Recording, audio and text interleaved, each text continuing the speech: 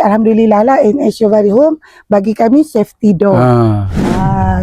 Memang Syukurlah. berbaloi lah sebab safety door ni kan kemahal. Cari jumpa NH ni dan kami tengok rumah-rumah contohnya mana NH dah buat.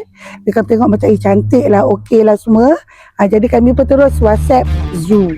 Lepas tu laju je Zoo balas. Kami tengok juga testimoni pelanggan dan reka bentuk rumah pun nampak cantik-cantik. Of course lah. Harga pun kita ambil kira juga. Jadi kita tengok kemampuan kita dengan harga yang MH tawarkan tu lebih kurang. So kita buat keputusan untuk kita buat dengan NH lah. Tengok proses pun okey je. Bila datang melawat tapak, jumpa dengan pekerja-pekerja, dia pun semua bagus. Dia pun terangkan, sebab kita tak tahu bab rumah. Bila tanya ini apa, dia pun bekerjasama baiklah. Terangkan dengan secara terperinci lah.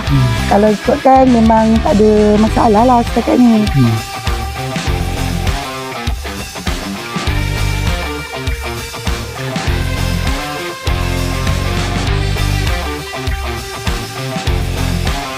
Kami selalu pergi ke Pantai Timur. Selalu kami nampak rumah kat Pantai Timur je ada tunjuk langit ni. Jadi kita orang memang bila dah tengok tu, terutama abang lah, dia kata nanti kalau kita ada rezeki buat rumah, nak bubuh benda tu. Jadilah ada 3 je. Dapatlah impian kami untuk nak tengok macam tu kan.